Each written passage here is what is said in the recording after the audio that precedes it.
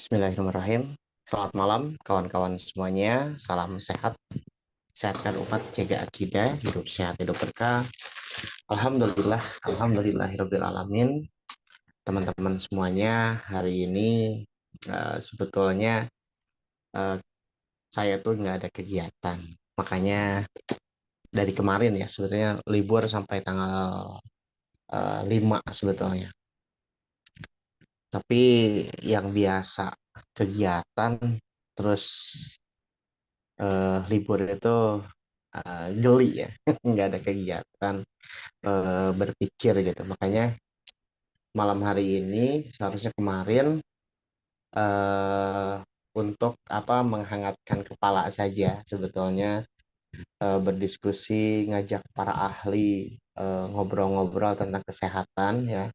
Cuman mungkin di sini posisinya saya yang apa memimpin gitu ya. Nah, kita batasi hari ini karena saya juga kebetulan ada tugas apa nanti sekitar jam 8 lebih lah gitu ya. Jadi ada waktu kita berdiskusi bersama teman-teman tentang ilmu TCM ya. Jadi kalau kita berbicara tentang ilmu TCM itu sangat luas sebenarnya. Cuman yang menjadi apa sering jadi pertanyaan itu kalau misalkan pemula itu harus belajarnya dari mana? Ilmu TCM itu nggak perlu aku puntur teman-teman ya. Jadi ilmu TCM itu bisa dari berbagai teknik nantinya pengembangannya. Jadi kalau teman-teman misalkan, wah saya nggak berani nih jarum misalkan. Sebetulnya sekarang itu sudah eh, modernisasi tanpa jarum pun bisa gitu ya. Dengan pijat, dengan apa gitu kan. Jadi banyak teknik-teknik yang bisa dikembangkan dari ilmu TCM itu tersendiri, teman-teman. Terutamanya di zaman sekarang itu kalau kita melihat apa mengingat secara sejarah ya.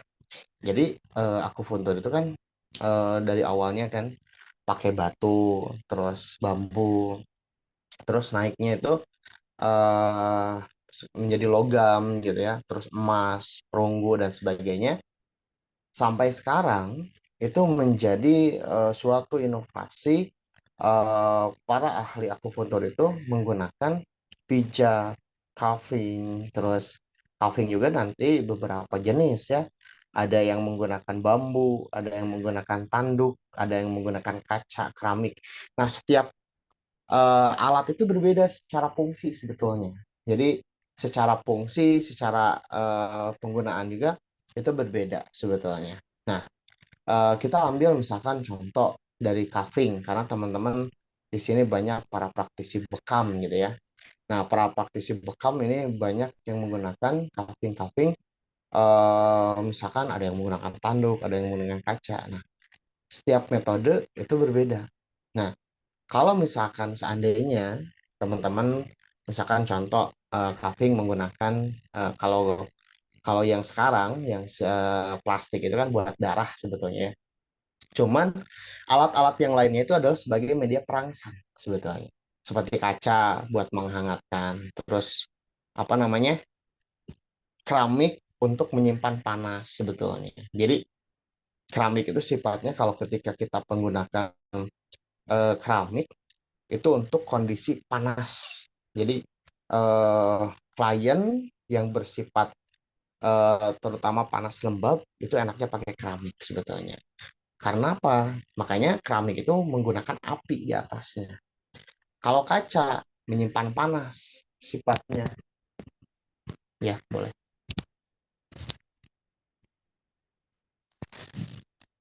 Gitu. Nah, jadi eh carving kaca itu teman-teman untuk sindrom-sindrom dingin enaknya. Terus kalau misalkan kita bambu, nah itu untuk kalau tadi kan eh apa namanya si keramik itu untuk eh apa namanya panas ya. Jadi untuk bukan panas, mohon maaf diralat untuk kondisi dingin sebetulnya. Dingin lembab kalau misalkan keramik itu.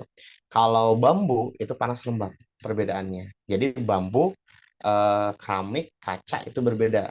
Kalau misalkan tanduk itu untuk orang-orang yang banyak berpikir atau biasanya dipergunakan untuk orang-orang yang depresi, stres, atau misalkan pegawai-pegawai yang menguras pikiran gitu ya, cara kerjanya itu. Nah, kebanyakannya seperti itu. Terus banyak inovasi-inovasi lain dari pengembangan akupuntur, tapi yang menjadi catatan itu adalah nilai diagnosa, gitu ya. Dari nilai diagnosa itu tersendiri untuk tepat dalam penanganan, terus tepat dalam dosis pemberian nutrisi, gitu ya. Nah, jadi kondisi percepatan pengobatan itu lebih cepat, teman-teman. Nah, jadi kedokteran Cina itu bukan melulu dengan akupuntur gitu, tapi bagaimana caranya teman-teman mengkualitaskan diri klien untuk kondisinya itu tepat pada sasaran gitu. Jadi nggak asal-asalan ketika memberikan penanganan.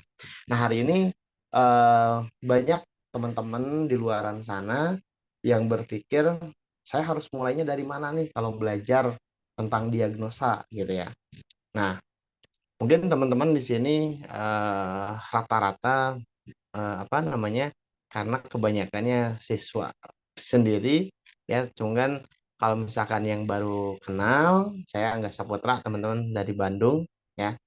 Saya masih belajar kalau di dunia terapis ya, jadi belum belum dikatakan bisa ahli sebetulnya, karena masih proses pembelajaran. Tapi insya Allah ingin berbagi sedikit ya yang saya tahu, teman-teman. Nah, ini ada beberapa kegiatan sebetulnya eh, yang mungkin banyak teman-teman di sini sudah ikuti. Nah, ini kelas 1 tahun sekali, kelas diagnosa sebetulnya. Ini modulnya rencananya ini disusun bulan Desember ini. Mudah-mudahan bisa jadi buku, teman-teman ya. Insya Allah, Amin. amin ya. Buku yang ingin saya rilis sebenarnya. Nah, ini nanti ke depannya untuk kelas diagnostik, teman-teman. Jadi, kelas diagnosa ini enaknya memang buat para pemula dan jadi untuk umum sebetulnya. Mau dokter, mau perawat, mau kebidanan, mau praktisi akupuntur, bekam, pokoknya kelas diagnosa ini nantinya akan tersusun dari dasar sampai yang level diagnosanya itu tersendiri. Makanya kalau tadi ada beberapa yang chat ke saya, Sivo kalau ikut kelas diagnosa, apakah kita mampu untuk orang yang nol eh, keilmuan dari kedokteran Cina? Ini justru momen sekali untuk teman-teman yang baru belajar diagnosa itu, karena apa? Di 3 bulan, jadi belajarnya nggak bisa sebentar kalau dengan saya.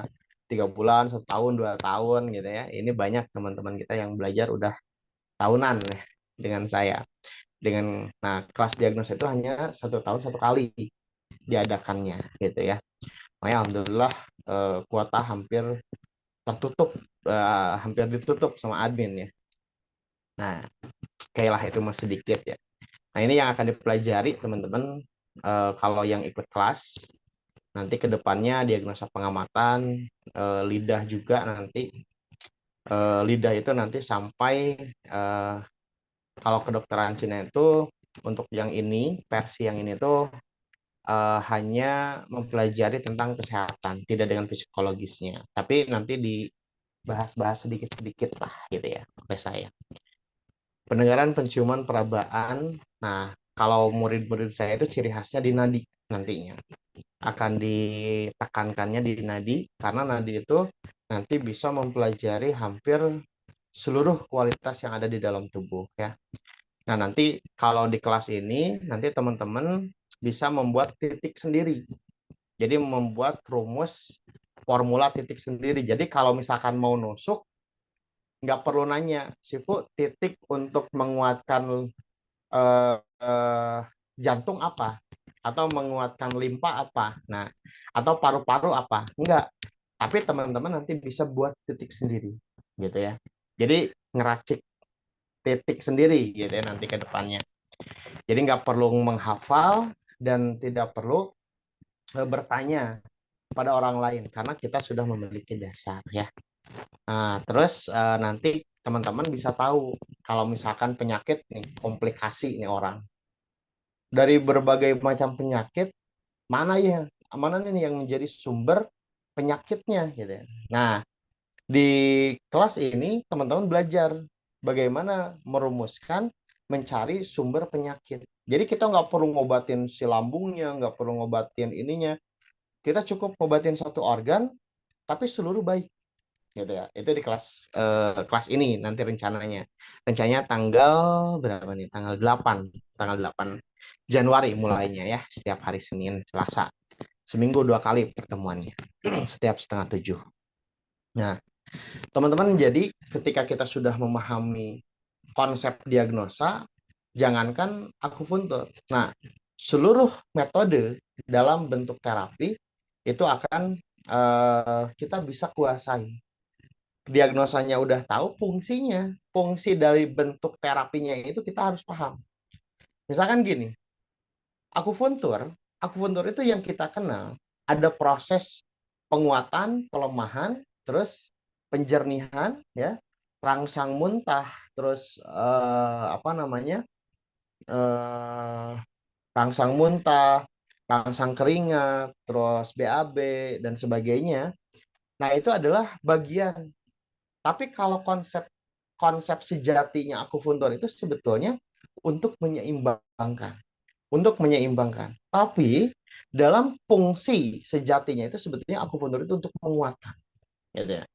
Nah, terus gimana? Ada yang melemahkan, ada yang penjernihan. Itu gimana konsepnya? Nah, semua bentuk terapi itu memiliki dua arah, penguatan dan pelemahan dan penjernihan, gitu ya. Tapi sejatinya akupuntur itu sebetulnya digunakan untuk penguatan, teman-teman. Nah, terus kalau fire cuffing, konsepnya itu membuang patogen yin, menumbuhkan yang. Artinya apa? Konsepnya menguatkan. Konsepnya apa? Menghangatkan, gitu ya. Jadi secara konsep akupuntur bekam menggunakan api itu untuk membuang patogen yin, teman-teman. Nanti kita bahas tentang patogen ya, kalau waktunya cukup. Nah, membuang patogen yin dan menumbuhkan patogen yang, jadi menghangatkan kondisinya. Namun ketika kita menggunakan kop api, teman-teman, dari jenis-jenis kop yang kita pakai, yang paling netral itu kop kaca dengan kop darah. Untuk yang lainnya itu harus dengan sesuai fungsi sebetulnya, gitu ya. Tapi kebanyakan, banyak yang pakai kop tanduk digunakan untuk biasa dan sebagainya. Tapi itu nggak masalah sebetulnya. Karena orang ketemu dengan stres, orang ketemu dengan dingin, orang ketemu panas gitu. Asalkan apa? Kita tepat sebetulnya. Jadi yang menjadi permasalahan orang darah tinggi, kolesterol dan sebagainya tidak sembuh itu apa yang menjadi faktornya? Tekniknya atau diagnosanya? Karena dalam ilmu kedokteran Cina, ketika kondisi diagnosa tidak tepat, maka kondisi progres itu akan kecil sekali kondisinya. Maka hasilnya itu akan sedikit sekali, akan tipis sekali. Banyak saya menemukan apa ketika saya observasi, sekarang itu banyak menjamur para pembekam baru, teman-teman ya, dari berbagai organisasi dengan dalih bisa mengobati berbagai penyakit. Saya yang dari 2016 nggak berani tuh menjamin langsung sehat gitu ya, bisa mengobati. Kalau saya orangnya nggak bisa neko-neko, teman-teman. Jadi kalau misalkan dari sananya A, ya udah A aja. Dan nggak bisa memberikan pemanis kepada murid. Misalkan kalian kalau belajar dengan saya bla bla bla, enggak. Jadi kalau resiko belajar dengan saya itu kalau misalkan metode itu nggak bisa untuk masalah itu nggak bisa, gitu ya. Jadi nggak bisa membagus-baguskan teknik, gitu, gitu. Nah, kok banyak yang menggunakan alat-alat tidak pada tempatnya sebetulnya. Nah, Logikanya bagaimana? Logikanya seperti ini. Cangkul itu untuk menggali, terus golok untuk menebas. Saya mau tanya kepada teman-teman, kira-kira kalau golok dipakai gali tanah bisa nggak? Kira-kira menurut teman-teman, golok kan golok itu buat motong tuh, buat nebas. Kalau dipakai buat gali tanah, kira-kira bisa nggak? Mitnya dibuka boleh. Bisa. Ya, bisa, tapi kerjanya lama. Bisa, tapi lama kondisinya. Iya. Ya, jadi kondisi orang ketika diobati oleh teman-teman nggak membuahkan hasil, yang pertama berarti kita diagnosanya salah. Ini buat nyangkul pakai golok gitu ya. Udah diagnosa nyangkulnya salah gitu ya, terus pakai golok gitu ya. Nah, sama dunia pengobatan pun sama, teman-teman. Ketika kita mengobati, kita harus menggunakan alat yang tepat gitu ya. Alat yang tepat dengan diagnosa yang benar gitu kondisinya. Nah, sekarang akupuntur kebanyakan digunakan apa? Untuk penguatan. Makanya sering digunakan ketika orang lemah di akupuntur gitu ya. Ketika misalkan orangnya lemah, akupuntur dulu. Sering semua trainer pasti mengajarkan seperti itu kondisinya. Ketika kondisi orang drop, akupuntur nanti akan membaik kondisinya. Nah, calving ini sama konsepnya itu meningkatkan, cuman ini membuang patogen. Kalau akupuntur itu konsepnya menyeimbangkan, menyeimbangkan seluruh konsep unsur yang ada di dalam tubuh, gitu ya. Nah, itu adalah konsep yang pertama adalah akupuntur dan bekam. Terus yang kedua itu kop kering dengan kop darah. Kop kop kering itu untuk mengeluarkan angin, teman-teman. Kop kering itu untuk mengeluarkan angin, dan kop darah itu akan mengeluarkan patogen, materi dasar, ya, patogen dan materi dasar. Jadi kalau kita mengeluarkan darah, berarti ini konsep pelemahan, gitu ya. Kalau ini konsepnya itu hanya membuang angin, sama konsepnya itu pelemahan yang disebut dengan sedasi. Cuman kalau perbedaan dengan pengeluaran darah, itu konsepnya itu selain mengeluarkan materi dasar, itu mengeluarkan juga patogen, teman-teman. Nah, kondisinya, kondisinya makanya bekam itu disebut sebagai pasangan akupuntur untuk proses sedasi.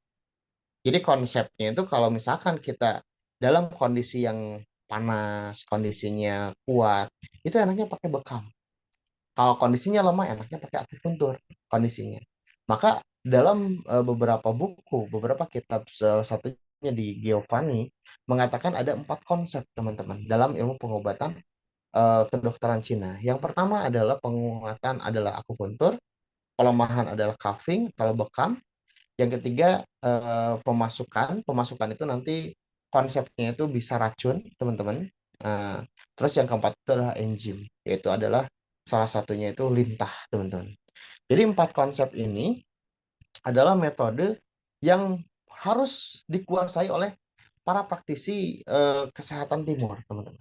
Jadi kalau kita ingin misalkan menonjol dalam ilmu kesehatan, kita harus menguasai empat metode minimal. Akupuntur, bekam, racun, racun itu penom, penom minimal penom lebah, teman-teman. Yang keempatnya itu adalah lintah. Minimal 4 ini kita menguasai. Nah, kalau misalkan diagnosnya apa? Yang paling penting yang harus kita pelajari. Yang paling penting dipelajari itu sebetulnya semuanya. Cuman yang kalau misalkan secara diagnosa yang paling komplit itu adalah palpasi, teman-teman. Jadi palpasi itu bisa mengetahui seluruh kualitas yang ada di dalam tubuh, mau fisik atau psikis, gitu. Kalau lidah, kata beberapa para ahli, itu jangan terlalu diharapkan. Karena apa? Lidah itu tidak bisa menjamin secara keseluruhan, gitu ya. Karena ada kekurangan, gitu ya. Terus diagnosa wajah, diagnosa mata, itu ada kekurangan. Tapi ketika kita mempelajari palpasi, palpasi itu bisa mengetahui secara fisikis dan fisik, gitu. Namun, menurut saya pribadi yang mempelajari seluruh bentuk teknik maupun diagnosa itu memiliki kelebihan dan kekurangan masing-masing. Kalau kata guru saya, Suhu Pau, tidak ada teknik dan diagnosa satu untuk semua. Yang satu untuk semuanya itu hanyalah izin Allah dalam kesembuhan, gitu ya. Itu yang sering ditanamkan oleh guru saya. Nah, terus PASDU, teman-teman, PASDU dan lintah. Nah, ini dalam pengeluaran unsur darah, teman-teman, yang harus kita pahami. Yang pertama, kalau bekam, itu sebetulnya cocoknya itu adalah proses regenerasi untuk proses bertahap. Jadi kalau kita mau misalkan mengobati kasus-kasus yang berat, itu sebetulnya dalam konteks ekses ya. Dalam konteks ekses dan tubuhnya normal, tubuh normal itu gini, tubuhnya nggak terlalu gemuk, nggak terlalu kurus, misalnya. Nah, itu cocoknya dengan bekam. Karena fasdu itu adalah proses pengeluaran darah dari pena dengan kondisi ketika di bekam itu nggak bisa. Kenapa nggak bisa? Karena terhalang lemak. Artinya apa? Untuk orang-orang gemuk itu tidak cocok untuk dibekam. Jadi cocoknya di fasdu dengan kondisi fasdu itu dalamnya yang panas, gitu ya. Itu terserah. Fasdu itu ketika kita megang punggungnya dingin, tapi matanya merah, nadinya kuat, itu di fasdu cocok. Kalau dibekam, orang gemuk nggak bisa. Karena apa? Terhalang, gitu ya. Tapi kan keluar, darahnya tetap keluar. Cuman apa? Proses perbaikan itu lambat, gitu ya. Nah, kalau lintah ini adalah proses pengenceran darah. Ketika setiap encer darah, itu kondisi organ akan ringan, akan meregenerasi sel. Walaupun secara medis mereka belum setuju bahwa lintah itu bisa meregenerasi sel. Karena disepakati lintah itu hanya untuk mengencerkan darah. Tapi ketika kondisi darah, kita nanti akan membahas tentang darah. Ketika kondisi darah ini encer, organ akan ringan, maka kondisi keringan ini yang akan menjadikan si organ-organ itu bisa bekerja dengan baik, teman-teman. Gitu ya. Jadi secara konsep lintah itu mengencerkan darah dan meringankan kerja organ, teman-teman. Nah, lalu adalah refleksi, refleksi dan tofung. Refleksi dan tofung itu ini cocoknya untuk orang-orang yang lemah, teman-teman. Jadi untuk orang-orang lemah, pijat itu bagus, teman-teman. Jadi ketika ada orang tubuhnya lemah, tubuhnya dingin. Nah, itu bagus ketika menggunakan konsep tofung atau refleksi, teman-teman. Karena sistemnya itu, kalau tofung, itu adalah merangsangnya itu langsung ke organ. Titik su. Titik su, titik belakang yang berkenaan sebetulnya masih cabang dari TCM sebetulnya kalau titik-titik yang dipakainya ya. Terus kalau refleksi, ini adalah sistem saraf nantinya. Sistem saraf nanti berhubungannya dengan sistem apa namanya eh, rangsangan otak ya, kranial, spinal cord. Itu hubungannya dengan ke sana. Cuman konsepnya pijat itu menguatkan kebanyakannya ya. Makanya topung kalau orang yang lagi sesak parah, contoh misalkan ditopung enak kondisinya, gitu ya. Kondisinya enak ditopung, jadi lebih lega nafasnya, gitu ya. Nah, terus perawatan tulang, konsep perawatan tulang itu dalam ilmu TCM, teman-teman, tulang akan bisa bergerak lugas. Itu tergantung dari kualitas darah yang membasahi daging. Jadi artinya kondisi tulang bisa bergerak secara enak itu tergantung dari kualitas darah yang membasahi otot dan tendon. Jadi ketika ada orang yang kaku, ada yang kebas, ada yang kesemutan, berarti otot dan tendon itu tidak mendapatkan nutrisi dengan baik kondisinya ya. Misalkan contohnya CTS, kaku pada apa? Jari-jari misalkan, terus atau sakit pada lutut. Itu menandakan kondisi kualitas darah tidak membasahi pada sistem otot dan tendon gitu ya. Nah, makanya orang-orang para para praktisi tulang ketika memperbaiki tulang, cek dulu darahnya mencukupi tidak. Kalau misalkan tidak mencukupi, itu ketika kita sudah memperbaiki susunan tulang, tulang itu akan tetap berubah kembali. Karena apa? Tidak ada yang menguncinya. Yang menguncinya otot kondisinya. Makanya kualitas darah ini harus diperbaiki, gitu ya. Terus yang kedua, ketika memperbaiki tulang itu dalam kondisi yang hangat. Kalau dalam kondisi yang dingin, itu akan sakit-sakit. Kenapa bisa mengatakan orang yang dingin ketika diperbaiki tulang malah yang nggak nyaman? Contohnya orang sakit lutut. Orang sakit lutut itu ketika kita membahas secara TCM dasar, itu mengatakan, oh ini dari kondisi ginjal. Ketika kita mempelajari TCM-nya lebih dalam, orang yang sakit lutut itu dari mana? Dari kondisi jantung yang dingin. kondisinya. Jantung yang tidak mendapatkan kehangatan dari si ginjal gitu kondisinya. Karena apa? Yang disebut dengan Mingmen, api ginjal yang disimpan di jantung. Nah, ketika kondisi jantung dingin, ini tidak bisa memberikan kehangatan ke bawah. Akhirnya apa? Tumpuan yang sakit itu adalah lutut. Lutut yang menjadi sakit. Makanya sering disebutkan ketika lutut sakit tidak bisa menunjukkan ini indikasi kondisi kondisi orang yang dingin, gitu ya.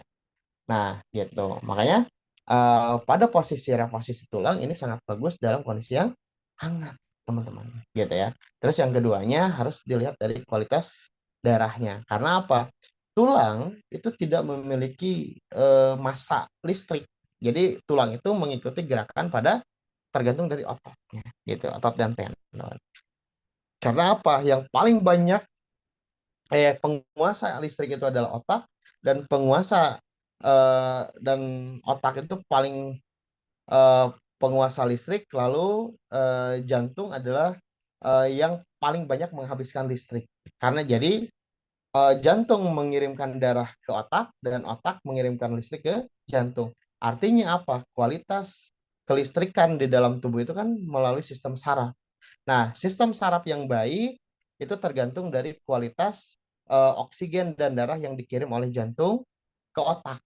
Dan detakan jantung itu tergantung dari kualitas listrik yang dikirim oleh si otak ke jantung. Nah, jadi kondisi tulang itu tidak bisa bergerak karena tulang itu adalah bagian dari 0 Hz listrik di dalam tubuh. Jadi artinya tidak memiliki pergerakan. Jadi pergerakan itu tergantung dari otot dan tendonnya gitu ya. Nah, ini sedikit. Terus yang kedua adalah konsep kasur panas, moksa itu totok api. Cuman perbedaannya seperti ini. Moksa, tanaman moksa itu gelombang hangatnya itu dikenal oleh tubuh. Karena apa? Memiliki sifat alami dari tumbuhan. Beda dengan api yang digunakan dengan korek, dengan sejenisnya, atau misalkan kasur panas. Nah, seluruh yang saya sebutkan seperti sauna, kasur panas, itu berbeda konsep. Itu hanya menghangatkan permukaan. Setrika, TDP, itu hanya menghangatkan permukaan. Tapi ketika moksa, ini dikenal apa namanya dengan penghangatan biomasa alami di dalam tubuh. Nah, apa yang disebut dengan biomasa tergantung ini berkenan dengan cara kerja Qi di dalam tubuh. Jadi Qi di dalam tubuh itu bagaimana kondisinya?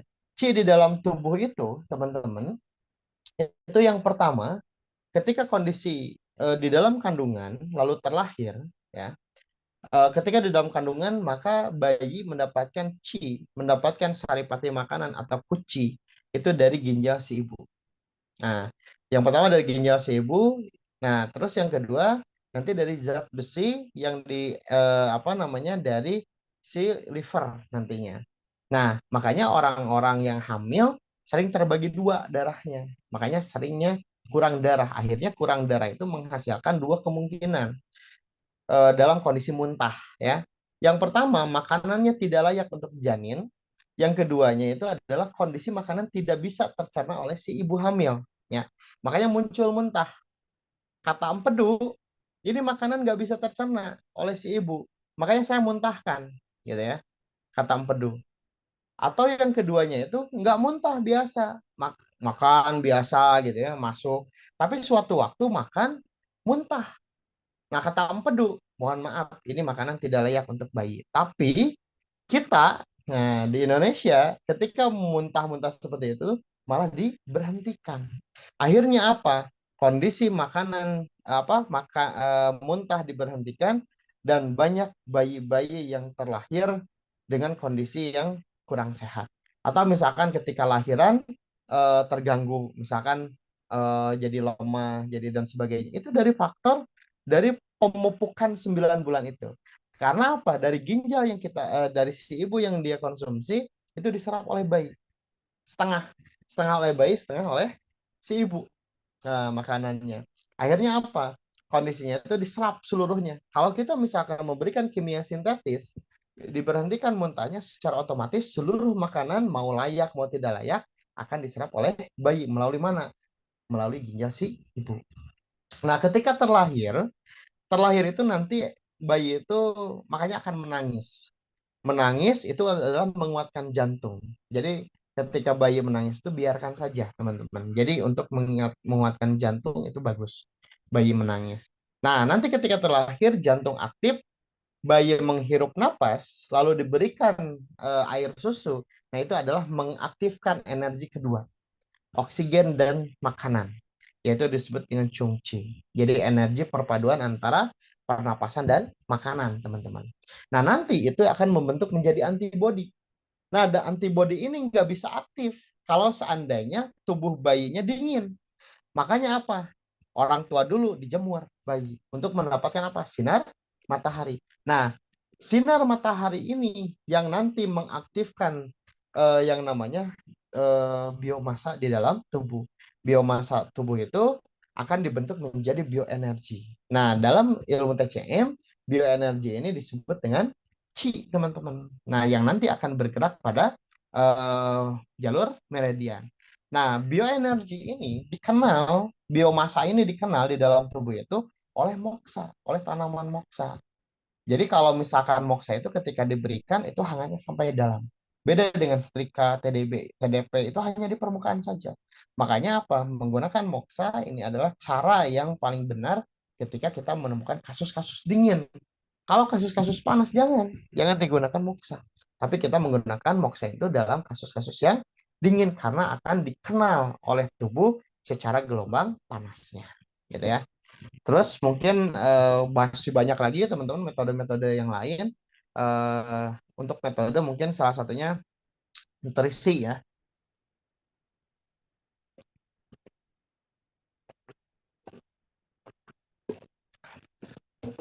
Nutrisi. Kalau nutrisi ini adalah kualitas. Kualitas yang harus diperbaiki di dalam. Jadi kondisinya nutrisi ini teman-teman adalah kalau motor itu oli. Jadi kalau bentuk terapi itu adalah bentuk fisik ya. Jadi terapi itu adalah bentukan bentukan fisik dan nutrisi itu adalah konsepnya itu untuk mengkualitaskan dalam.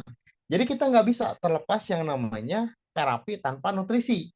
Nutrisinya terserah, mau dari makanan, mau kimia alami gitu ya, atau disebut herbal gitu kan. Itu terserah teman-teman mau memberikannya apa. Cuman yang harus ditekankan dalam metode pengobatan terutama penyakit-penyakit yang sudah berat, kita harus melakukan dua arah. Selain bentuk terapi fisik, kita harus mengkualitaskan nutrisinya, gitu ya. Nah, kenapa fisik dan nutrisi ini harus diperpadukan? Karena ini bagaikan seperti motor dengan suku cadang di dalamnya. Ketika kita meningkatkan fisiknya, tapi misalkan kayak motor, bensinnya banyak, cc-nya dinaikkan, tapi olinya nggak ada, itu akan apa namanya keluar asap, gitu ya. Terus olinya nggak ada, olinya dimasukin gitu ya, tapi bensinnya nggak ada. Nah, bensin itu seperti bentukan fisik, teman-teman, terapi fisik. Dan oli ini seperti kualitas dari nutrisi tersebut. Makanya terapi nutrisi terus fisik itu sangat penting. Jadi kita nggak bisa memilih salah satu sebetulnya. Kalau untuk kasus-kasus yang berat kecuali untuk perawatan itu cocok ya. Karena untuk dalam bentuk terapi pun seandainya teman-teman menterapi seseorang 8 kali nggak ada progres, itu berarti salah dalam diagnosanya. Jadi kalau kita mau melihat salah dalam diagnosa, lihat dari proses progres pasien dalam pertemuan 8 kali pengobatan. Kalau 8 kali pengobatan tidak ada hasil dan tipis sekali, berarti ada kekeliruan dalam ilmu diagnosa kita. Nah, terus kalau diagnosa itu dari mana sumbernya? Ada diagnosa mata, ada diagnosa wajah. Kira-kira dari apa nih dilihatnya? Kalau kita melihat diagnosa, bahannya dari apa nih? Kalau tubuh yang menjadi parameternya, organ apa? Masih ingat? Palpasi tangan. Bukan organnya, organ yang menguasai diagnosa apa? Lidah. Itu mah jaringan. Jantung. Oh, jaringan. Bukan Jantung. lambung, Oh, Dari Ginjal. jantung. Siapa yang jawab ginjal? oh, Kelas saya bukan. Di rapotnya nggak keluar. Oh bukan ya? Kirain kelas saya ya. Bercanda. Jadi teman-teman, seluruh aktivitas diagnosa itu ketika kita melapisi dari kulit kan ada jaringan, ada apa? Dari kulit, terus bawah kulit ada mulai daging ya. Jadi kalau orang TCM ngomongnya daging gitu ya, otot, tendon gitu ya. Jadi lapisannya itu permukaan kulit, di bawah kulit, baru di atas apa? Di bawah daging itu ada organ gitu ya. Nah, itu ada tiga konsepnya itu ada fluo disebutnya. Jadi fluo itu energi yang dari permukaan kulit sampai atas daging, teman-teman. Nah, itu adalah energi fluo. Biasanya fluo itu energi yang dimanfaatkan ketika kondisi menghilangkan sakit. Nah, jadi fluo itu biasanya timbulnya rasa sakit. Misalkan contoh gini, kalau misalkan ada orang full itu banyak digunakan teknik-teknik koresponden atau mikrosistem kebanyakannya atau dengan metode pijat. Jadi kalau teman-teman menggunakan metode pijat terus bekam, kalau bekam itu dua arah full sama sunluo. Kalau pijat mikrosistem terus apa namanya jenis-jenis yang menggunakan benda-benda yang pendek itu adalah merangsang energi fulo namanya. Jadi fulo itu adalah energi yang ada di permukaan kulit dan di atas daging kondisinya. Biasanya proses penghilangan rasa sakitnya itu cepat. Jadi kalau ada orang kondisinya sakit badan, dipijat itu langsung enak. Nah itu fulo energi yang dirangsangnya. Kalau sunluo itu dari daging sampai ke organ. Karena apa? Tugas sunluo itu menginformasikan dan mengatur darah dan energi di dalam tubuh. Jadi kalau dari misalkan di flu ada serangan patogen, itu Sunluo harus siap-siap ke organ, siap-siap ada serangan patogen. Dan Sunluo contohnya ketika kita menggunakan bekam atau akupuntur, kalau akupuntur mengirimkan, melancarkan, tapi kalau bekam, nah ini ada komunikasi. Fluo dikeluarkan darah permukaannya. Nah, ketika bekam itu, ketika energi fluid itu dikeluarkan, darah patogen itu dikeluarkan oleh sistem bekam. Nah, si Sunluo menginformasikan ke organ, organ kirim darah ke fluid ke permukaan. Karena apa? Darah yang sudah kurang miskin bukan miskin ya, istilahnya itu kekurangan oksigen itu sudah dikeluarkan, gitu ya. Jadi tidak kaya dengan oksigen sudah dikeluarkan. Akhirnya apa? Sunlo mengirimkan darah ke permukaan yang baru, gitu ya. Nah, Sunlo itu beradanya apa? Di atas daging, di dalam organ. Tugasnya menginformasikan energi dan ini. Makanya akupuntur klasik, bukan akupuntur Korea, bukan akupuntur Jepang. Akupuntur klasik itu apa? Sebentar. Bentar, bentar, bentar.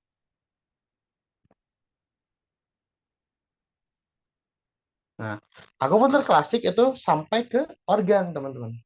Jadi info apa ketika memperbaikinya sampai organ kalau klasik. Tapi kalau Korea, Tung dan koresponden yang lain atau misalkan Jepang itu sampainya sampai fluo. Jadi konsep fluo itu hanya menghilangkan rasa sakit tanpa memperbaiki organ. Gitu ya konsepnya. Nah, ini sampai dalam konsepnya gitu ya Sunluo sama Fuluo. Nah, akhirnya teman-teman Sunluo dan Fuluo ini ya Sunluo dan Fuluo ini nantinya adalah memiliki informasi yang memiliki masing-masing kondisinya ya. Memiliki tugas masing-masing. Nah, sehingga teman-teman dari Sunluo dan Fuluo ini dari Sunluo dan Fuluo ini nantinya akan menghasilkan suatu informasi dan proses penyembuhan yang lebih cepat kondisinya. Jadi apa yang disebut oleh kita bersinergi dengan teknik. Jadi kalau sekarang itu nggak zaman pakai teknik satu kalau pengobatin, kalau pengen cepat gitu ya. Kalau pengen cepat harus beberapa teknik yang dipakainya. Baru proses penyembuhan cepat. Nah, semua ini bisa berkualitas itu tergantung dari kualitas materi dasar yang ada di dalam tubuh. Apa sumbernya? kualitas materi dasar itu adanya pada ginjal awalnya yang tadi saya ceritakan. Jadi manusia, teman-teman, pondasi pondasi energinya itu adanya pada ginjal. Nah, ginjal itu ada dua, ada ginjal kiri, ada ginjal kanan, ada api, ada air, teman-teman. Ginjal kanan itu dalam beberapa kitab pun nggak disebutkan mana yang air, ginjal kanan air misalkan, apa namanya, tidak disebutkan misalkan ginjal apa ginjal itu penguasa air kan disebutkan. Nah, dalam beberapa kitab dikatakan eh, ada yang menjadi air, ada yang menjadi api. Jadi kondisinya itu energi alami di dalam tubuh itu tergantung dari konsentrasi api dan air. Artinya konsentrasi air dan api ketika seimbang itu dalam proses pemasakan. Ketika kita masak, kan itu ada api, ada air. Kalau nggak ada air, gosong. Kondisinya kan seperti itu. Nah, kondisi api dan air ini adalah harus memiliki konsentrasi yang seimbang.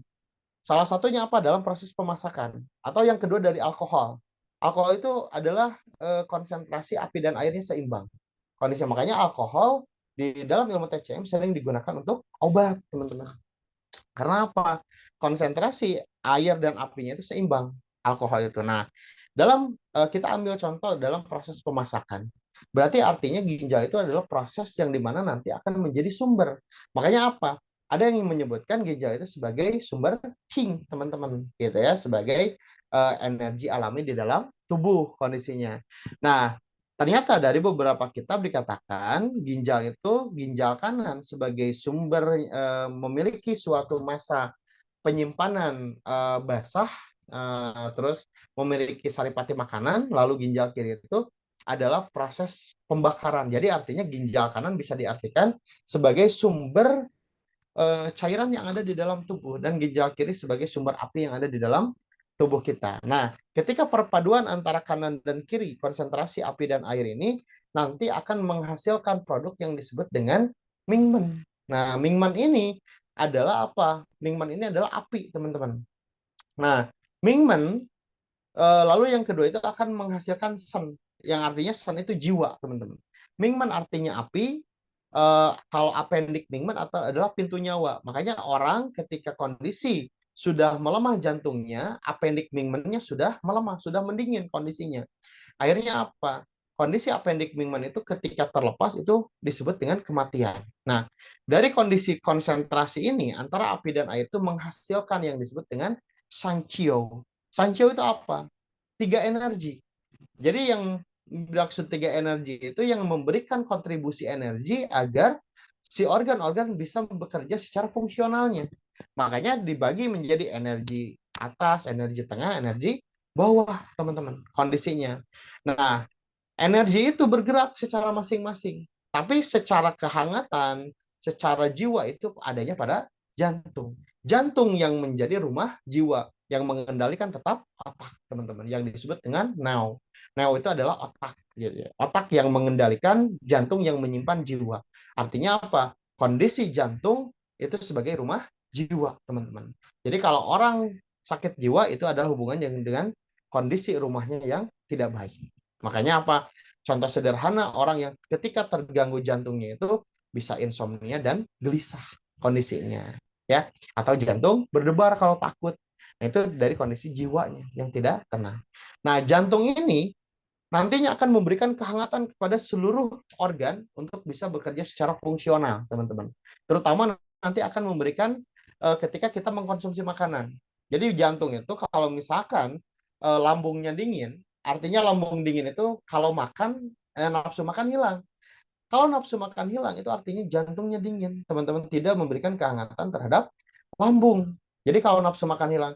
Tapi kalau misalkan seandainya ya jantungnya terlalu kuat, ini bisa merangsang asam lambung yang terlalu kuat. Dari mana asam lambung? Asam lambung ini nanti dari kantung empedu yang memberikan cairannya kepada lambung. Jadi perpindahan kantung cairan empedu ke lambung itu nanti menjadi asam lambung kondisinya ya. Dengan bantuan apa? Bantuan si limpa.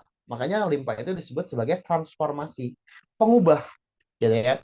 Ketika jantung menghangatkan lambung oleh asam lambung, ketika itu menjadi esensi. Esensi itu adalah hasil suling, hasil ekstrak suling yang sudah diencerkan. Nah, itu esensi, teman-teman. Ditransformasi dari makanan berubah menjadi cairan. Gitu ya. Nah, transformasi ini nanti akan ditransportasikan si esensi ini menggunakan tempat lain. Jadi dari esensi kan ini belum dimurnikan nih esensinya. Baru nanti dipindahkan dulu ke tempat yang disebut dengan usus kecil. Di usus kecil nanti dipisahkan antara esensi murni dan esensi tidak murni untuk mendapatkan kuci. Kuci itu saripati, energi saripati makanan. Yang nanti yang murninya ini akan berubah menjadi cinye. Cinye itu artinya cairan, teman-teman ya. Terus akan menjadi apa namanya? Akan menjadi chi, teman-teman. Akan menjadi energi, lalu akan menjadi bahan darah. Itu esensi murni.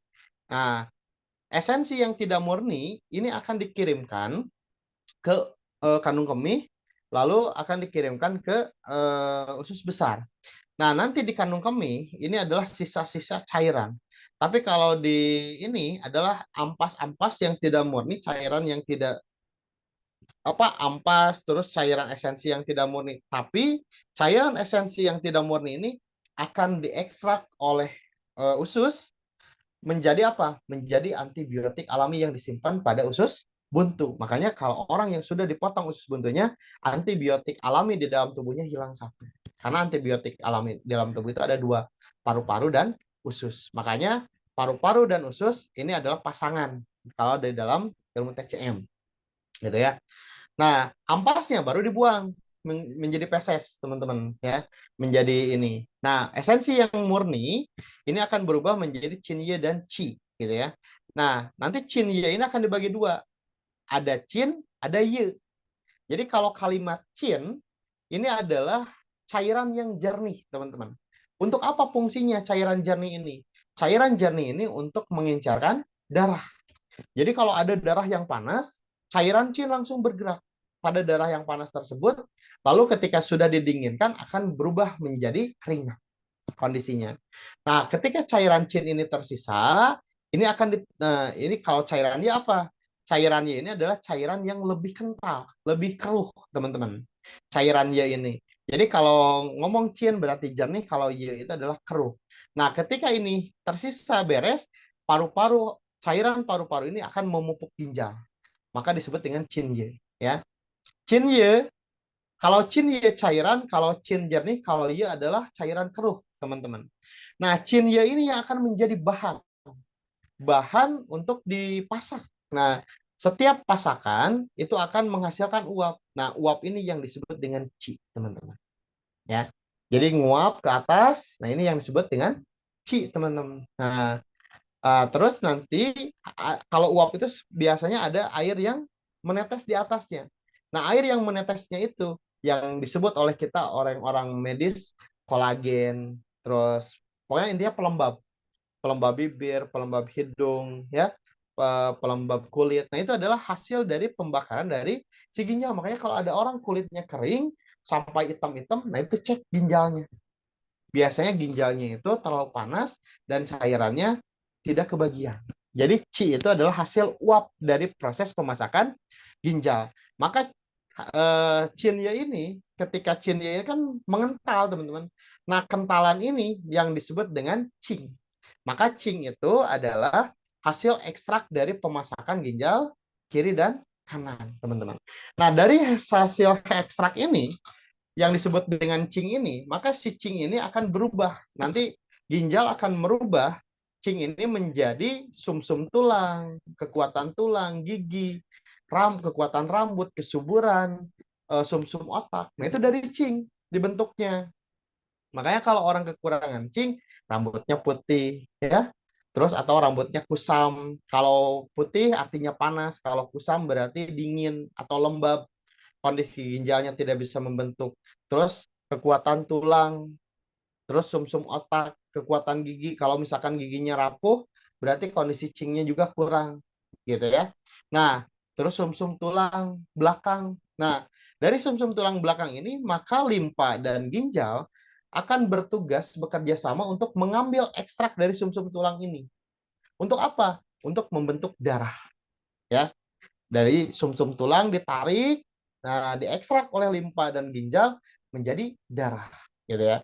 Makanya darah itu dihasilkan dari sumsum tulang belakang.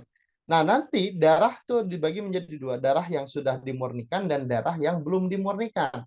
Darah yang sudah dimurnikan itu akan langsung dikirim ke jantung, dan darah yang belum dimurnikan itu akan dimurnikan dulu di liver. Nah, setelah dimurnikan, yang murninya nanti ke jantung, yang tidak murninya yang disebut oleh kita kolesterol, teman-teman, ya. Nah, itu darah yang kolesterol itu darah yang katanya tidak murni. Cuman kolesterol itu untuk fungsinya itu nanti diekstrak lagi oleh liver untuk dibentuk menjadi hormon. Untuk jadi hormon, terus untuk jadi cairan pedu. Nah, nanti insya Allah lain kali kita jelaskan lebih dalam lagi, ya. Nah, darah yang murni itu akan dikirim ke jantung. Nah, seluruh organ ini akan mendapatkan kehangatan dan secara energi itu dari jantung melalui apa, bantuan tiga energi, teman-teman, yang disebut dengan Sanchio. Nah, tapi ketika kondisi jantung lemah, jantung kurang darah, jantung tidak bisa memberikan kontribusinya dengan baik, teman-teman, maka yang akan dikorbankan itu apa? Yaitu alat reproduksi. Kenapa alat reproduksi yang akan dikorbankan? Karena alat reproduksi itu tidak tiap hari memproduksi, ya, tidak tiap hari dipakai produksi, tapi apa namanya, hanya digunakan untuk misalkan pembuangan urin saja. Makanya kebanyakan yang terganggu itu alat reproduksi ketika orang kurang darah. Misalkan terlihatnya di mana? Ketika wanita. Wanita ketika jantungnya dingin, haidnya tidak muncul. Atau misalkan apa namanya, kondisi jantungnya kurang panas, haidnya tidak teratur. Itu adalah kondisi jantungnya dingin. Ada wanita haid tapi haidnya itu panjang dan sedikit. Artinya apa? Jantungnya hangat tapi darahnya kurang. Terus misalkan ada kondisinya haidnya sakit, itu tandanya apa? Jantungnya kuat, darahnya kurang, tapi cairannya yang kurang. Nah, makanya apa? Dilimpahkan terhadap wanita diagnosanya. Karena apa? Wanita lebih terlihat dari konteks darah, gitu ya, gitu ya. Makanya kalau misalkan ada orang yang haidnya terganggu, itu antara jantung dan livernya. Kalau tidak haid atau haidnya tidak terlalu, berarti jantungnya dingin. Ada wanita haid, haid tapi panjang tapi darahnya sedikit, berarti jantungnya energinya aman tapi darahnya kurang. Ada orang yang haid tapi sakit, nah itu kondisinya kekurangan cairan. Nah, makanya apa, wanita itu identik dengan kelemahan, teman-teman. Sedangkan laki-laki, makanya wanita itu lebih cepat menopause, lebih cepat hilang gairah, gitu ya. Jadi kalau ada wanita diajak hubungan biologis kurang bergairah, berarti tandanya dingin jantungnya. Kalau laki-laki malah kebalikannya, malah ejakulasi dini. Karena apa? Jantungnya terlalu panas kondisinya, ya. Gitu. Maka alat reproduksi itu adalah alat yang dikorbankan ketika kondisi mengalami organ ketidakseimbangan, gitu ya. Nah, ini pentingnya kita belajar diagnosa, teman-teman, sebetulnya, ya. Ketika kita mempelajari ilmu organ, gitu ya, kondisinya. Wah, dari mana sumbernya? Ini masih panjang nih pembahasannya. Sumbernya itu, teman-teman, darah itu kendalanya itu tergantung dari yang pertama sumbernya dulu. Jadi kalau dalam konsep pengobatan Cina itu adalah dari konsep Qi, teman-teman. Jadi Qi itu nanti ada dua, ada Qi, ada Shi kondisinya, ada energi dan darah, teman-teman. Nah, ini dihasilkan dari dua organ, dari limpa dan ginjal, teman-teman. Ada pasca, ada pra sebetulnya, ya. Kalau misalkan kita berbicara, ya. Bentar. Hmm, bentar, bentar, bentar. Hmm,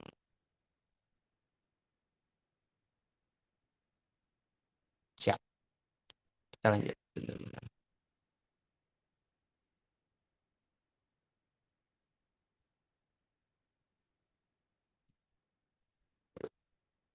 Siap, kita persingkat teman-teman. Eh, ada pra, ada pasca teman-teman. Kalau pra itu apa? Pra artinya Sebelum. sebelum, pasca itu sesudah. Setelah. Makanya pasca itu sesudah. Makanya limpa itu disebut sebagai sumber chi dan sumber darah, teman-teman. Sedangkan ginjal sebagai penghasil yang tadi disebut dengan qing, teman-teman. Jadi kalau dalam TCM, eh, limpa itu sebagai sumber energi dan sumber darah, dan ginjal itu sebagai bahan, ya, bahan untuk pembentukan unsur darah, teman-teman. Nah, makanya apa? Limpa itu disebut sebagai pengikat, pengikat unsur dalam unsur darah dan energi. Jadi kalau misalkan ada orang kekurangan energi, itu dampaknya itu artinya limpa tidak bisa mengikat energi. Nah, ketika tidak bisa mengikat energi, ini dampaknya kemana? Dingin tubuhnya. Nah, dampak dingin ini nanti ketika bergerak capek, bergerak ngos-ngosan, bergerak sedikit berkeringat, atau berkeringat tanpa disadari gitu ya, telapak tangannya gitu ya berkeringat. Nah, itu adalah limpa tidak bisa mengikat energi. Kalau misal yang kedua adalah limpa tidak bisa mengikat darah, teman-teman, karena limpa itu sebagai sumber energi dan darah. Limpa sebagai sumber energi dan darah itu, ketika limpa tidak bisa mengikat darah apa? Kalau panas, kondisinya itu nanti akan terjadi mimisan. Kalau misalkan lemah, akan terjadi BAB berdarah kondisinya. Nah, jadi limpa itu disebut sebagai sumber darah dan energi dalam ilmu TCM, teman-teman. Nah, makanya disebut sebagai pasca langit, gitu ya. Nah, nanti ini akan gangguannya itu, Qi ini akan menghasilkan darah, menggerakkan darah, terus kondisinya itu sebagai yang memegang darah yang barusan saya sebutkan, lalu darah itu akan menyuburkan darah. Karena apa? Energi ini diamnya itu pada darah, jadi tinggalnya itu energi itu pada darah. Dan darah membutuhkan energi untuk bergerak secara normal, teman-teman. Jadi bisa mengalir dengan baik ya. Tapi ketika darah kekurangan energi, ini darah akan tetap bergerak. Cuman resikonya apa tadi? Berkeringat, bergerak capek. Nah, itu adalah energi. Energi tidak bisa menggerakkan darah. Nah, gitu ya. Terus apa namanya? Nanti dampaknya itu darah itu bisa sampai rusak atau habis itu ketika kekurangan darah, stasis darah, panas darah atau kehilangan darah. Ketika orang kekurangan darah, teman-teman, itu berarti nanti kekurangan energi. Kalau misalkan stasis darah, berarti nanti energi tidak berjalan dengan baik. Kalau panas darah, nanti kondisinya itu energi akan dikonsumsi oleh panas sehingga darah akan terlepas yang tadi saya sebutkan. Terus kalau orang kehilangan darah, secara otomatis energi pun akan terlepas. Makanya apa? Orang yang banyak keluar darah itu akan terjadi pingsan kondisinya, ya, gitu. Ini mungkin suatu saat saya akan jelaskan ya secara detail, tapi yang akan menjadi momok eh, jelas itu ketika cairan dalam tubuh. Cairan ini harus digerakkan oleh Qi. Jadi ketika cairan ini tidak bisa digerakkan oleh Qi, maka akan terjadi genangan di dalam tubuh. Makanya apa? Tubuh menjadi airnya itu akan tergenang. Salah satunya odema, gitu ya. Dan nanti akan menjadi dahak. Dahaknya bisa jadi odema, banjir air, atau bisa jadi stroke, atau bisa jadi Alzheimer, terus misalkan sumbatan-sumbatan gangguan jiwa itu adalah sumbatan dahak, teman-teman ya. Itu permasalahannya ada dari kualitas Qi. Makanya dalam ilmu TCM itu bagaimana caranya Qi bisa berjalan dengan baik, gitu ya. Nah, semua ini teman-teman ini adalah proses dari patogenesis, teman-teman. Ada defisiensi, ada ekses disebutnya. Nanti saling tarik menarik. Jadi kalau defisiensi itu adalah tubuh yang kekurangan materi dasar antara darah, energi, dan cairan. Nah, kalau darah berkurang, biasanya angin meningkat. Makanya kalau angin meningkat, ke orang kurang darah itu kondisinya pegal-pegal, gitu ya. itu angin meningkat. Nah, kalau sudah berubah menjadi panas, ini akan menjadi demam nantinya. Nah, kalau sudah menjadi demam dan darah sangat kurang sekali dan siklusnya lama sekali, maka akan menjadi kering. Maka ketika angin panas kering ini sumbernya dari kekurangan darah, maka akan terjadi tremor. Ya. Terus kalau energi ini dari dingin yang pertama. Jadi energi bisa habis itu ketika kondisi tubuh dingin. Terus cairan akan berubah menjadi kering, teman-teman. Dari panas dulu dan lalu menjadi kering. Artinya apa? Nanti cirinya itu tubuh menjadi kering. Bibir kering, kulit kering. Nah, itu artinya kekurangan cairan di dalam tubuh. Atau kekurangan cairan sederhananya bagaimana? Telapak tangan dan telapak kaki menjadi panas. Terus kalau api dan lembab itu gimana? Kalau api dan lembab ini adalah manifestasi panjang. Kalau api ini adalah kondisi yang terjadi secara singkat karena api ini diidentikan dengan makanan pedas, panas gitu ya. Itu sifatnya cepat sekali atau dengan emosi, teman-teman. Gitu ya. Nah, ini bisa saling tarik menarik ketika kekurangan cairan. Begitu juga ketika serangan patogen dari luar. Misalkan panas, itu akan menyerangnya ke cairan gitu ya.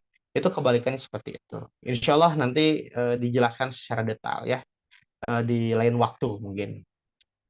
Nah, semua diagnosa ini teman-teman tergantung dari sistem peredaran darah jantung. Jadi seluruh diagnosa itu adanya kuncinya dari jantung, gitu ya. Saya akan jelaskan secara singkat. Yang pertama adalah ada pembuluh darah arteri dan vena ya. Nah, kalau arteri dan vena, teman-teman ini perbedaannya. Kalau vena ini adanya di permukaan, kalau arteri itu adanya di dalam. Nah, kalau arteri ini kaya dengan oksigen, jadi penuh dengan tekanan. Makanya apa? Tebal areanya, ya. Terus kalau pena ini lebih tipis, makanya sering digunakan untuk pengeluaran darah yang miskin akan oksigen, teman-teman. Nah, jadi arteri ini, maka media diagnosa itu tergantung dari arteri, teman-teman. Jadi karena arteri itu adalah media diagnosa yang memiliki denyutan dan memiliki tekanan dan hubungannya langsung dengan organ kondisinya. Jadi darah yang dikirimkan oleh jantung itu melalui arteri. Makanya dalam palpasi bisa diketahui kondisi organnya bagaimana, panas atau dingin organnya atau kekurangan darah pada organ tersebut itu melalui arteri. Makanya tadi saya mengatakan media diagnosa palpasi itu bisa mengetahui bentuk seluruh kualitas yang ada di dalam tubuh teman-teman. Nah, walaupun nanti ada diagnosa wajah ya, ini sama dengan arteri. Nah, cuman apa perbedaannya? Mikrosistem pada wajah itu untuk mengetahui kondisi organ vital, teman-teman. Jantung, ginjal, liver, limpa, paru-paru itu tergantung dari kualitas darah yang dikirimkan. Kalau misalkan kondisi darahnya panas, misalkan jantungnya panas, itu akan merah. Kalau misalkan kondisi jantungnya bergeraknya lambat, itu akan hijau, teman-teman. Itu apa yang bergerak lambat? Misalkan dari liver. Makanya liver itu saya disebutkan warnanya itu kehijauan. Karena apa? Pergerakannya lambat. Terus ada yang kuning, limpa. Nah, kalau kuning artinya apa? Darah itu kebingungan pergerakannya. Makanya orang yang wajahnya kekuningan itu sering diidentikan limpa lambungnya ada permasalahan atau misalkan memiliki karakter limpa lambung. Terus kalau misalkan pucat, artinya apa? Darah tidak mencukupi. Biasanya apa? Darah yang tidak mencukupi itu ketika darah balik ke paru-paru, tugasnya paru-paru mengencarkan darah untuk dimasukkan ke jantung lagi, itu kekurangan. Akhirnya apa? Menjadi pucat wajahnya, kondisinya. Nah, ini adalah diagnosa wajah. Mohon maaf, saya jelaskan secara singkat, teman-teman, karena waktu, saya dikejar waktu. Lalu yang kedua adalah mata, ya. Jadi, mata ini tergantung dari kualitas darah. Jadi, kalau dalam ilmu liver, dikatakan ketika darah eh, membasahi mata, maka pandangan akan menjadi tajam. Makanya orang-orang pembekam mengatakan setelah bekam itu bisa menajamkan pandangan. Tergantung dari darahnya. Kalau darahnya kurang, berarti tambah blur, teman-teman ya. Jadi kalau orang matanya blur, berarti darahnya kurang ke mata. Nah, mata kalau misalkan darah lihat dari banyak darah itu lihat dari air mata. Kalau air matanya banyak, banyak keluar air mata, nah itu darah lagi banyak. Kalau misalkan kering, itu tandanya kekurangan darah ke mata. Kalau gatal berarti banyak angin di mata. Kalau merah berarti tandanya darahnya panas. Nah, dari unsur darah ini nanti menginformasikan. Nah, mata ini khususnya untuk apa? Untuk kondisi jaringan yang rusak. Jadi mata itu untuk mengetahui yang pertama kejiwaan, yang kedua organ-organ yang rusak. Insya Allah suatu saat saya jelaskan teman-teman. Nah, tapi intinya seperti itu. Lalu yang kedua adalah mulut. Kalau mulut ini adalah diagnosa bibir itu adalah kekuatan otot tubuh teman-teman. Jadi kalau misalkan ototnya bagus ya, nantinya apa namanya kondisinya tergantung otot di dalam tubuh kuat lemahnya itu dilihat dari bibir. Insya Allah nanti di suatu saat mungkin ada waktunya. Terus diagnosa lidah. Diagnosa lidah itu untuk mengetahui serangan penyakit sudah sampai mana gitu ya. Jadi patogenesis itu si organ sudah agak berat, terus serangannya itu sudah sampai organ mana nih yang diserang hajar-hajarannya gitu ya. Nah, itu sama dari darah yang dari kondisi ini udah jelas lidah itu adalah yang berhubungan dengan jantung ya. Terus yang terakhir adalah nadi radialis. Nadi radialis itu untuk mengetahui kualitas energi darah dan cairan. Karena apa yang tadi saya katakan, arteri itu berhubungan langsung dengan organ, teman-teman ya. Jadi bisa mengetahui organ ini kekurangan darah, organ ini misalkan kelebihan darah, organ ini terlalu panas, organ ini terlalu dingin. Nah, itu dari nadi radialis, teman-teman. Jadi nadi juga nanti akan dibagi-bagi. Ada nadi nadi adopsi, ada nadi organ, ada nadi permukaan. Nah, tapi yang paling penting itu adalah nadi radialis untuk mengetahui energi darah dan cairan itu adalah menggunakan palpasi murni. Kalau palpasi murni itu bisa mengetahui secara keseluruhan, teman-teman ya. Nah, terakhir diagnosa jari ya. Diagnosa jari ini untuk mengetahui sistem saraf di dalam tubuh ya. Jadi kita bisa mengetahui ada jaringan saraf yang terganggu itu tergantung dari pergerakan jari dan kualitas warna kuku dan kulit dan yang lainnya. Semuanya itu dari kondisi darah teman-teman ya. Gitu. Itu mungkin teman-teman yang bisa saya sampaikan berbagi teman-teman ya. Kalau organ itu bisa dari seluruh apa namanya dari seluruh diagnosa juga. Cuman kalau kita ingin mengetahui dari kerusakan dan sebagainya, kualitas dan tingkat parahnya itu memang dari palpasi, teman-teman ya. Dari kalau dari lidah kita hanya mengetahui dari serangan saja. Itu mungkin yang Sifu, bisa saya Afwan. sampaikan. Sifu, Gimana? Afwan. Gambar mata tolong di itu kan? Apa? Tolong diulang gambar mata. Sebentar.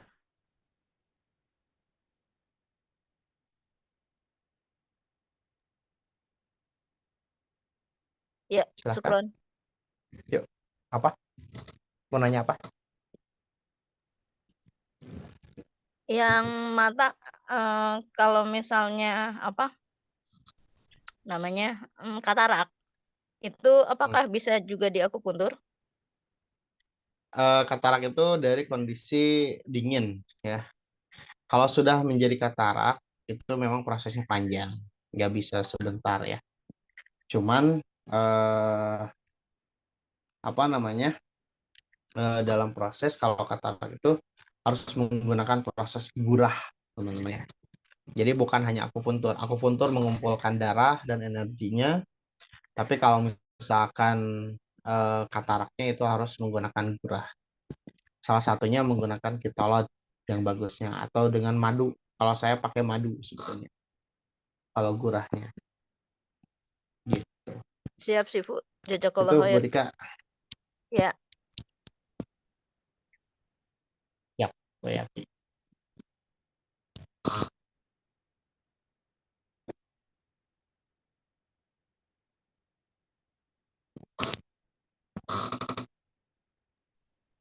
Izin bertanya sih, Bu.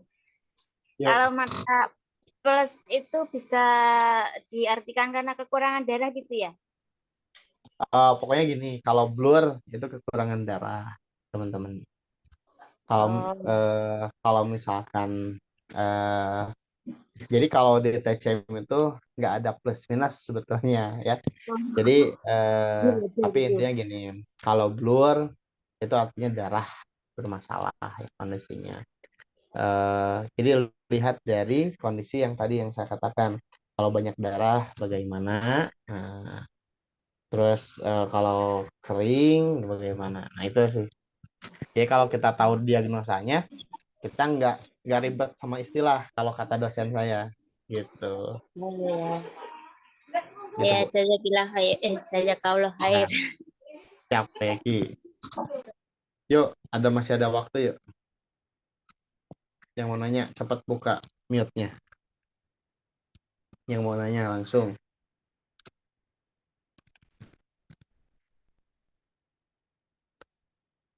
Solusinya kalau orang hipertensi 149, udah dibekam Bapak. Nah, bekamnya gini Pak.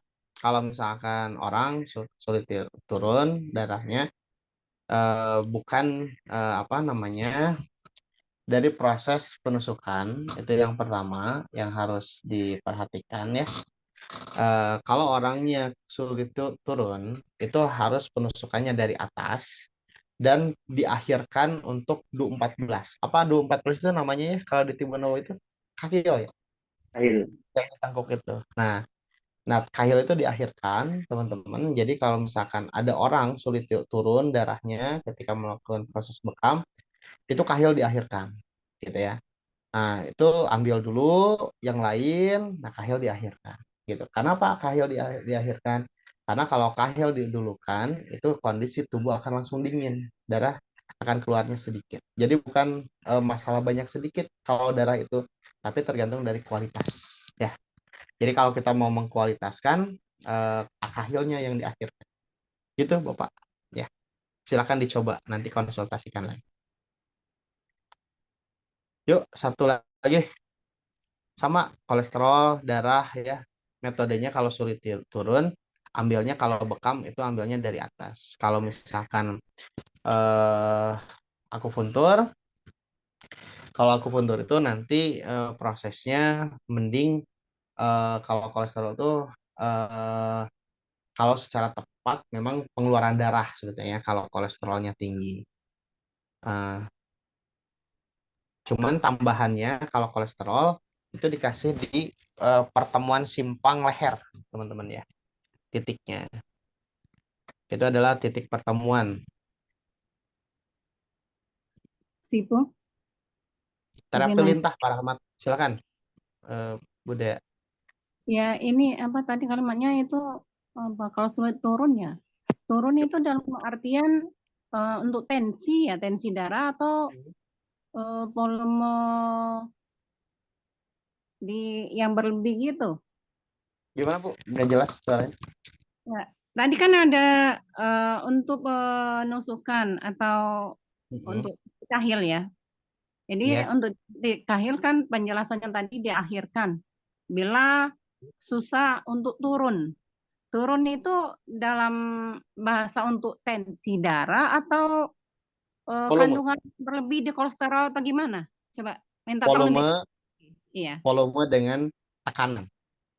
Oh, Kualitas iya. volume dan tekanan.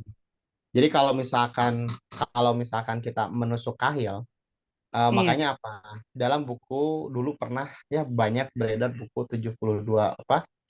72 Ya, penyakit pada kahil. Jadi pada artinya titik. kalau kita nusuk kahil itu kondisi mendingin. Jadi kalau orang kondisi mendingin itu rasa sakit akan menurun Ibu kondisinya ya. Nah, kita perlunya apa? Kita kan perlunya mengeluarkan darah nih. Tensinya barusan tinggi, kolesterolnya tinggi. Berarti yang difokuskan kita mendinginkan dulu atau mengeluarkan dulu? Kalau tinggi, Ya, Turunkan dulu. mengeluarkan dulu. bukan Makanya ya. makanya keluarkan dulu baru didinginkan. Makanya apa? Darahnya turun, patogennya keluar, nanti tubuhnya rasa sakitnya dikurangi. Makanya apa? 72 penyakit itu adalah konsep pendinginan pada sistem spinal cord. Kalau dalam ilmu TCM medis, ya dalam ilmu aku bekam medis, gitu ya. Itu jelas. Ini teh KDA atau baru nih? Orang lama. Oh, iya itu Lubuk Linggau kan. Saya Nah, iya, iya, iya. siap. Jadi kalau untuk kondisi kahil ya, kahil itu didahulukan, itu artinya kondisi Dingin. tubuh sebaliknya ya, kondisi tubuh dingin Apa? ya. Nanti Kalau jadi mendingin, menghilangkan sakit ya. Mm-mm. kondisinya. Kalau dalam ilmu bekam ya. Mm-mm. Siap. Oke, Jelas? ya, insya Allah. Syukran. Ya, ya, Afwan. Kalau borak-borok enaknya pakai lintah, Pak Rahmatnya.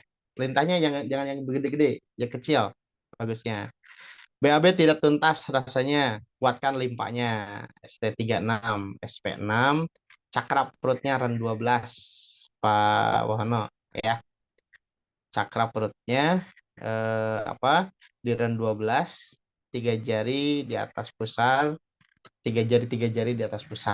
ya. Itu enak buat BAB. Nah, maaf ini untuk pemula atau yang sudah ada pengalaman. Kalau yang belajar, kalau untuk kelas diagnosa itu boleh untuk pemula umum, nakes kalau mau masuk ya, kalau mau daftar. Karena apa? Tetap kalau dengan saya belajarnya walaupun ini udah tahunan, nanti dikupas dulu awalnya di dasar dulu ya. Jadi dikuatin dulu pondasinya, baru perbaiki pohonnya ya bangunannya diperkokoh. Selama 3 bulan digembleng, eh, harus sabar belajar dengan saya. Karena apa proses belajarnya nggak bisa seminar cuma sehari 2 hari, tapi prosesnya emang waktunya panjang kalau benar-benar mau belajar ya. Gitu. Buat pemula boleh, buat yang dari nol ya. Kalau mau gabung di kelas diagnosa. Dari Malaysia mau join kelas, boleh nanti chat japri saya teman-teman. Kalau mau yang nggak ada nomornya, nomor saya 0857 9884 1733 ya. Boleh nanti banyak dari Malaysia. Banyak dari Malaysia juga ya. 0857 9884 1733.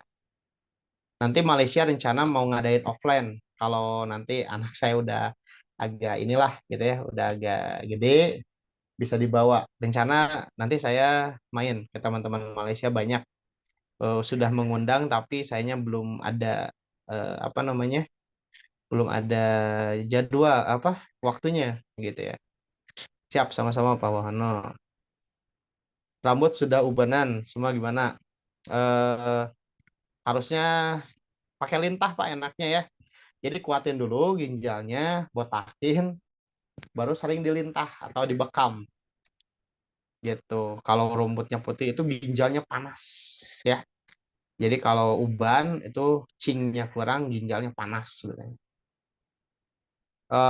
PDF PDF diagnosa mungkin nanti ya di share. Cuman eh, kalau yang khusus itu nanti di kelas dapat bukunya sebenarnya teman-teman ya, buku khusus sebenarnya. Tapi kalau yang barusan itu kan sebetulnya hanya pengantar saja teman-teman ya, nggak ada ilmunya sebenarnya kalau yang barusan PDF yang barusan ya. Oke teman-teman, siap sama-sama. Karena terbatas waktu teman-teman, saya ada tugas lain.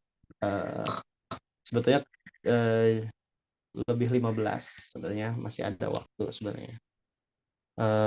Boleh nanti teman-teman bertanya di grup ya. Kalau misalkan ada pertanyaan-pertanyaan boleh nanti kita mau nanya dulu Bu Astuti sebelum saya tutup.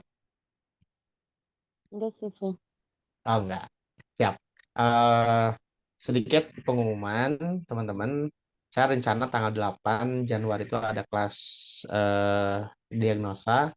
Kelas diagnosa itu diadakan 1 tahun sekali teman-teman. Untuk khusus apa umum. Jadi orang yang mau nol pengalaman pun itu akan dibimbing. Jadi kalau mungkin siswa-siswa saya tahu di sini, kalau misalkan saya itu selama teman-teman bertanya apalagi di grup, itu pasti saya jawab dan saya bimbing sebetulnya ya. Kalau misalkan ikut belajar bareng gitu ya.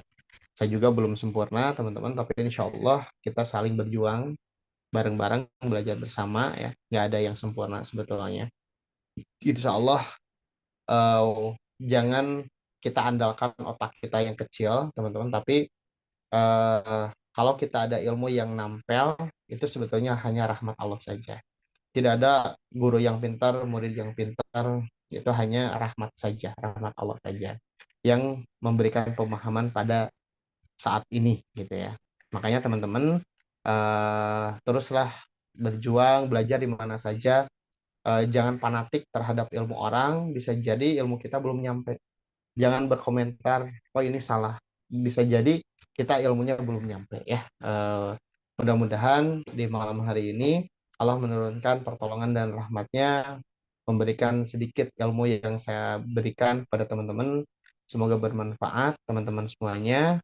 Terima kasih atas perhatiannya dan partisipasinya. Akhirul kalam.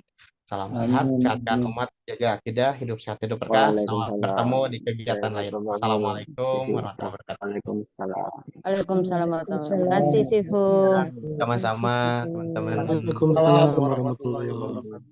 Selamat istirahat. Nanti rekamannya di YouTube saya ya, rekamannya ya. Terima kasih, Sifu. Siap, sama ya. Barangkali.